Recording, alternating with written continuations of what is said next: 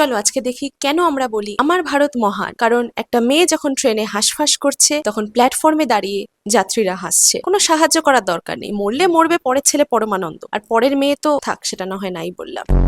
আমার ভারত মহান কারণ ৩২ বছর বয়সে একটা মেয়ে সে মার্চেন্ট নেভি অফিসারকে বিয়ে করে এবং ৫ মাসের বিয়ের মধ্যে তাকে মৃত খুঁজে পাওয়া যায়। কিন্তু এটা ট্রেন্ডিং হয় না, কারণ এটা রোজকারের ঘটনা ভারতে। মেয়েদের জীবনের এখানে কোনো দাম নেই। এখানে শুধু একটা ছেলে মারা গেলে ট্রেন্ডিং হয়, নিউজ আসে এবং সেই খবরটা মাসের পর মাস ট্রেন্ডিং থাকে। কারণ সোনা পুরনো হলেও লাখ টাকা।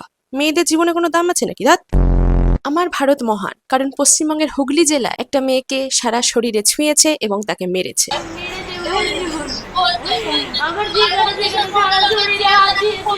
মেয়েটা রেকর্ডিং করছিল কিন্তু চেয়ারম্যান ফোনটা ভেঙে দিয়েছে।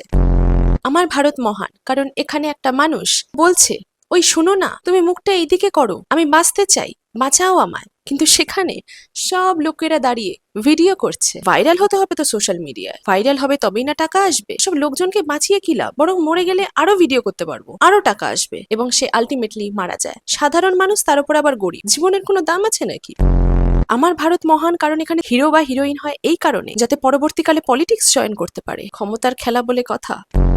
আমার ভারত মহান কারণ সাইয়ারার মতো একটা রিমেক মুভি ৫১৭ কোটি টাকা কামায়। আর ধারাক 2 যেখানে কাস্ট সিস্টেম নিয়ে কথা বলা হয়েছে, যেখানে রিয়েল ইস্যু দেখানো হয়েছে, সেটার লাইফ টাইম কালেকশন হয় ২০ কোটি। কারণ এখানে তৃপ্তি দিমড়ি কিছু এন্টারটেইনিং দেখায়নি। ভারতীয়দের এন্টারটেনমেন্ট চাই। আগে একটা মেয়েকে দেখে আমি চোখের শান্তি করব, তারপরে তার ক্যারেক্টার নিয়ে নিংড়াবো। অ্যাক্টিং দেখে আমাদের কোনো কাজ নেই। আর্টিস্টদের এমনিও কোনো দাম নেই এই দুনিয়ায়।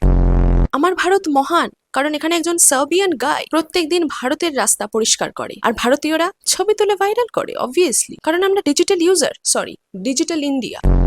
শেষ ৫ বছরে ৩৫,০০০ জন স্ত্রীদের মারা হয়েছে, আর শেষ ৫ বছরে ৭৮৫ জন স্বামীকে মারা হয়েছে। কাদের নিয়ে বেশি উত্তাল হয়েছে?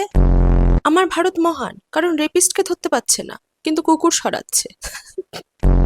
আমার ভারত মহান তার কারণ তুমি যদি শাড়ি পরে ১০ জনের সাথে শো তাতে কিছু যায় আসে না, কিন্তু তুমি যদি ছোট জামা কাপড় পরো তাহলে তুমি আমার ভারত মহান দেশ যাক চুলোয় আমার রিয়েলিটি শো আর আমার সিনেমার প্রমোশন চলতে থাকবে। আমি আগে হিরো হিরোইন, তারপরে পলিটিশিয়ান হয়েছে যাতে ফিক্সড ইনকামটা ঢোকে। পলিটিক্স জয়েন করেছি যাতে আমি সরকারি টাকা আর সরকারি ফেসিলিটিটা পাই। সিনেমা থেকে থোড়ি না টাকা বাঁচানো যায়, সব তো দেখনদারিতেই চলে যায়।